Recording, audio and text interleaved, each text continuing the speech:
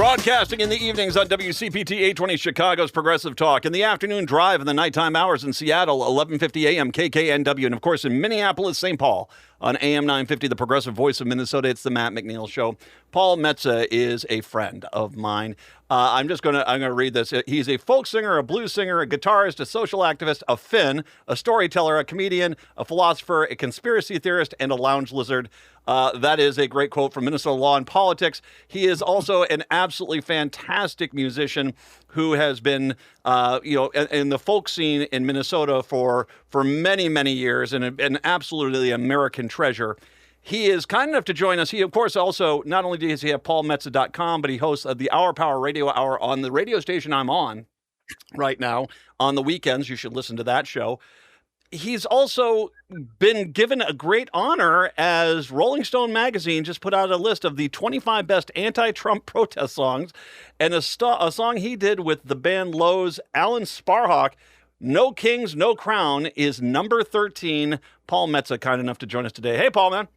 Hey, man, it's always great to be with you. You're my favorite daytime radio host for the last 20 years. I don't know how you keep your energy up. You're the ready kilowatt of progressive politics. Well, thank you very much. I'm the daytime. I'd love to hear it. Who's the nighttime guy you like? My good.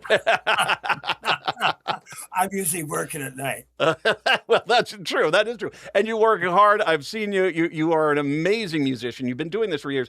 I remember when you, of course, we were all going through the horror of Trump's ICE attack in this state. We're going with the No Kings protest. We've been going through all these things that have been going on. You came to me last year with this. You said, I've been working on the song. I worked with Alan Sparhawk. It is really good. I could just tell at that time you knew you had written something and made something with Alan that was really good.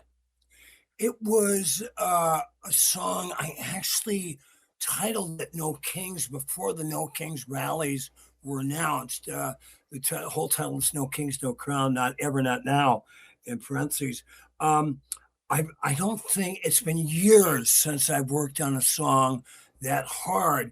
You'd pick up the paper or you go online and you read and go, oh, yeah, there's another verse here. I've got to address this issue and that issue. So it turned out to be, I believe, 12 or 13 verses by the time it's all said and done. And then when you get those building blocks, then you have to sculpt it, polish it up a little bit, cut off the sharp edges and smooth it out. So it took me a while, but it was a very exciting project. I got the idea. Sparhawk on Twitter X was talking about some politicians. He said, no, they're just fool after fool. And it came to me. I said, no, they're fool after fool after fool. So I started working on the song, and I reached out to Al, who I've gotten to know since I moved to Duluth.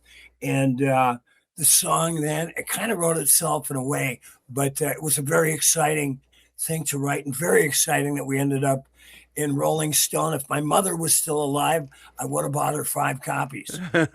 I will mention on this list, the number one song was YG FDT from 2016. Springsteen Street of Minneapolis from this year. May number 2, Fiona Apple's Tiny Hands. You come in at 13. I'm going to read the lovely little quote they said here.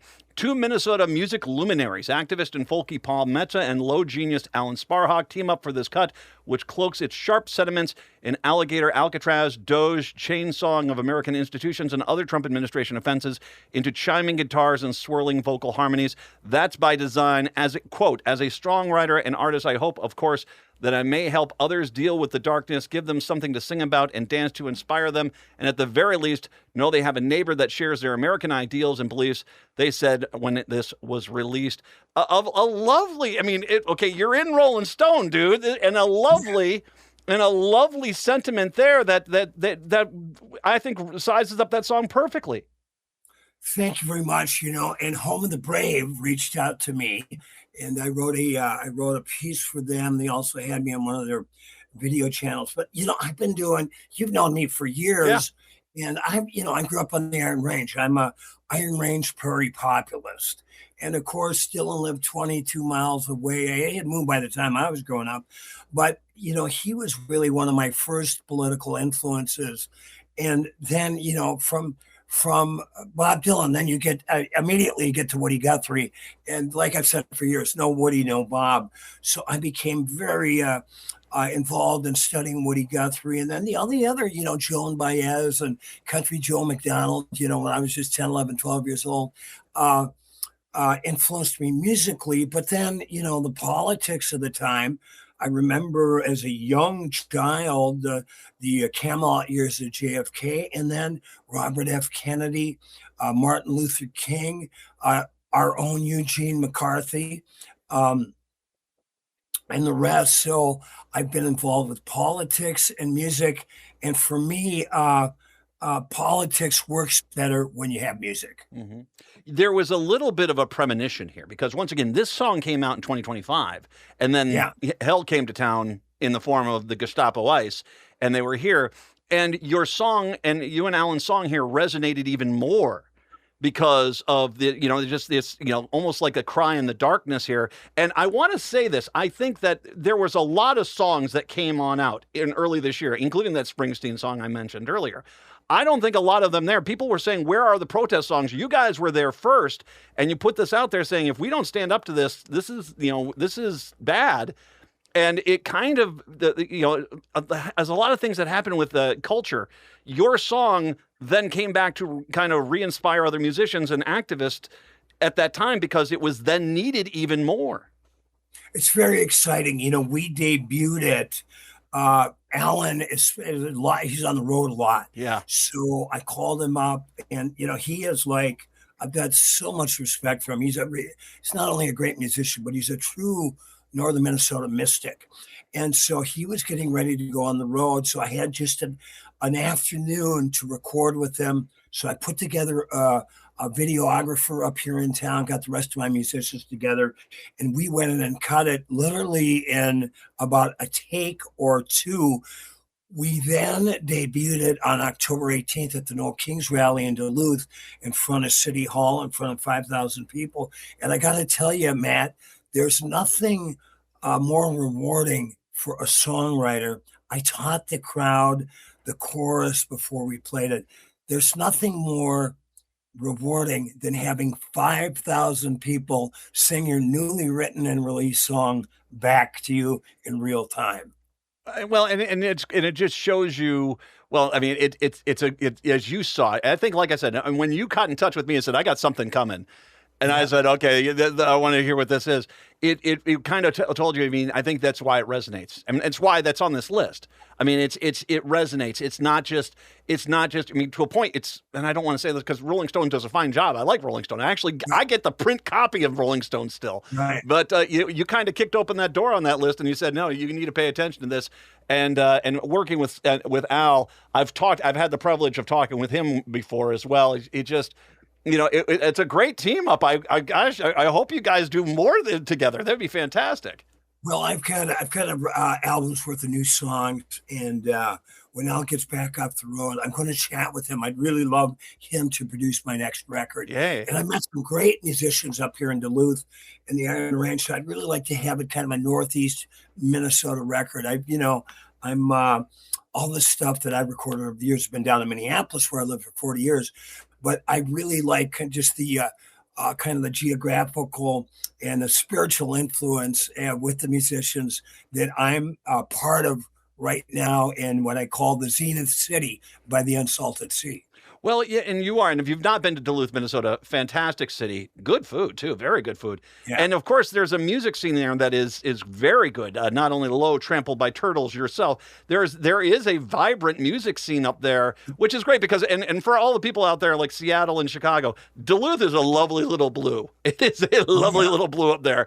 And let's not forget the great Charlie Parr. Oh, yeah. Charlie Parr. It's a city you yourself, you're living in Dylan's old place, right? I lived in the first floor of Dylan's childhood home on 2021 for a year when I first moved to Duluth. Yeah. So there is this sneaky musical history up there, and there's this sneaky good musical culture up there that you've been part of for many years. And I think that you bringing this and being able to deliver it in a protest song, even with your experience in the eyes of a Duluth person, I think that's why as well. I think it's just great that it's resonating. Well, and what I've done, as I was writing it, I realized, I've been writing quote unquote socially relevant. I don't necessarily like the nomenclature calling it protest songs because that feels anachronistic, although that's what they are. Yeah. But so my socially relevant songs. So I thought, geez, I've got more of this. So I recently, at the end, right around the time we released a song, I put out a record called Songs of Resistance and Resolve. Yeah. Songs I've written and recorded from 1984 to 2025. And I decided just in these times, it's all up for free on my website. Anybody can go and stream it and download all 14 songs. If they want to make a contribution, of course, they certainly can. But all they have to do is go to paulmetsa.com. Metsa, of course, is spelled like the New York Mets with an A at the end, an S and not a Z. I just want these songs to work for the people, have people hear them, bring people together, and have something to sing around the campfire or their next protest. Seattle's asking when you're coming on tour out there. I played at the Crocodile Cafe years ago. Nice. I met a guy named Terry Lee Hale, who was very kind to me. Terry's kind of not feeling as well. He's in Europe now. I would love to come out there. I used to play in Olympia, Washington, at the college that Kramer went to, and I'm forgetting the name, where Nirvana did their first gig. I'd play in Seattle. For some reason, I had always missed Portland, and I'd ended up in Hood River in Oregon. And I end up this first time I bumped into such a thing. It's called a brew pub. They're way ahead of the curve. But I'd love to come out. And I would, and I have people want to cover my expenses. I'll go anywhere. I just recently played in Grand Rapids, Minnesota, Judy Garland's hometown, for an Indivisible rally that went really well. And I'm, have guitar, will travel. Mm-hmm. I'm easy to get a hold of. Just go to paulmetsa.com. You'll find my contact info. paulmetsa.com. And of course, we should mention, we've talked about this before. Chicago, of course, listening in on this as well. You can't beat Chicago, man. And the music culture of that town is amazing. I sat in at Buddy Guy's Legends Bar with the great John Primer. And John is really one of the last really old school guitar players. He still sounds great. When I used to book a club in Minneapolis called Famous Dave's Barbecue and Blues, I booked John and just about every other great blues musician from Chicago, Detroit, Mississippi, Alabama, or New Orleans, or Texas. And so I got to know a lot of these guys. But yeah, playing on Buddy Guy's stage with John Primer was just one of the highlights of my musical career. We don't have much time left here. I did want to mention, smoke, has it been bad for you with the wildfires in northern Minnesota? It's better now. Okay. I just talked to my nephew who's up at Lake Vermilion. I'm going up there on Sunday. And they got a good night of rain a couple nights ago. Good. So yeah, for 2 or 3 days down here, I drove down Main Street of Duluth. You could barely see the car in front of you. Wow. I mean, it was bad up there. So yeah. You looked at looked at a concert in 1976 in Duluth concert. So there's that. So it's people reminiscing about you, Paul. PaulMetsa.com. You can hear his music there. It's fantastic. PaulMetsa.com and pay for the music. Okay, I'm going to say this. He says it's free. I'm saying make sure you make Paul Metsa there. The Wall of Power Radio Hour is a weekend show that we have here on this station. And once again, go find the Rolling Stone magazine where it's got the. If you go up online, it's there. I'll post the link to this again. It's the 25 best anti-Trump protest songs, and number 13, Paul Metsa, Alan Sparhawk, No Kings, No Crown from last year. Go and listen to that. Paul, anytime a northern Minnesota man wants to come down to talk to this northern Minnesota man, I am more than happy to chat with you, my friend. It's always a pleasure, Matt, and keep up the great work. And I would love to say hi to everybody in your new audience in Seattle and Chicago. Love both those cities quite a bit. Absolutely. We love Paul Metsa. Paul Metsa is an absolute American frickin' treasure. Paul, thank you very much. We'll take a break. Come on back. It's the Matt McNeil Show on a Thursday.